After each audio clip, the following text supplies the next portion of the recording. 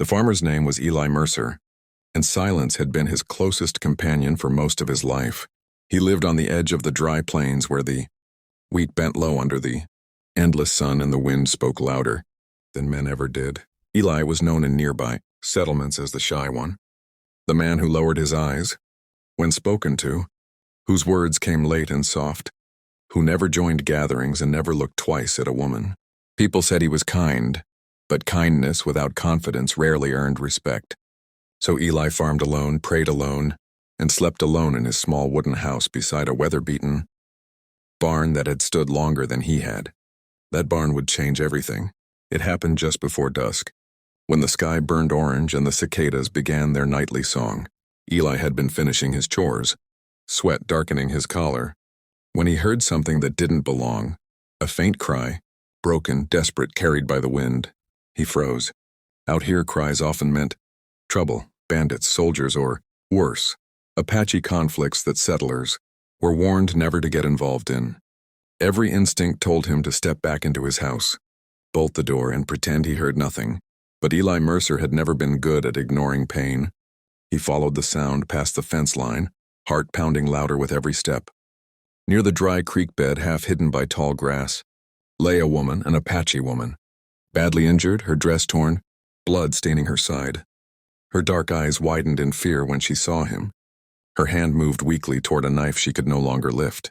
Eli raised both hands immediately. "I won't hurt you," he whispered, voice shaking. "I swear." She studied him, searching his face for lies. What she saw instead was fear, honest, unguarded fear.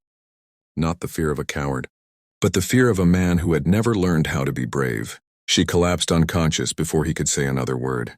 Eli stood there for several long seconds, knowing exactly what he was risking. Helping her could bring Apache warriors to his land. Hiding her could get him killed by settlers. Leaving her there would guarantee her death. His hands trembled as he lifted her into his arms. "God forgive me," he whispered, and carried her home. The barn smelled of hay and old wood. Eli laid her gently on clean sacks, tearing his own shirt to bind her wound.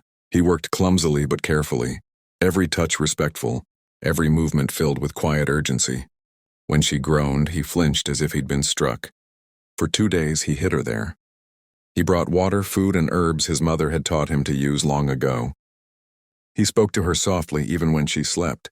"My name's Eli," he told the darkness. "You don't have to trust me. I don't much trust myself either." When she finally woke, fully awake this time, she watched him without fear. Her name was Nalan. She spoke little English, but her eyes spoke enough. She had been separated from her people during a forced relocation, injured while escaping.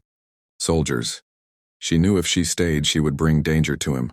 "You must let me go," she said slowly. Eli swallowed. "You can't walk yet." "Then I will crawl." Something in her strength broke something in him. "No," he said, firmer than he'd ever spoken before. "You'll stay until you heal." For the first time, she smiled. Days turned into nights. The barn became a sanctuary of whispered conversations and shared silence. Eli learned her language word by word. She learned his habits, how he avoided eye contact, how he apologized even when he did nothing wrong, how he flinched at raised voices. "You hide like a child," she told him gently one evening. He nodded. "I've always been invisible." She shook her head. "You are only hiding from yourself." Her words stayed with him long after she slept.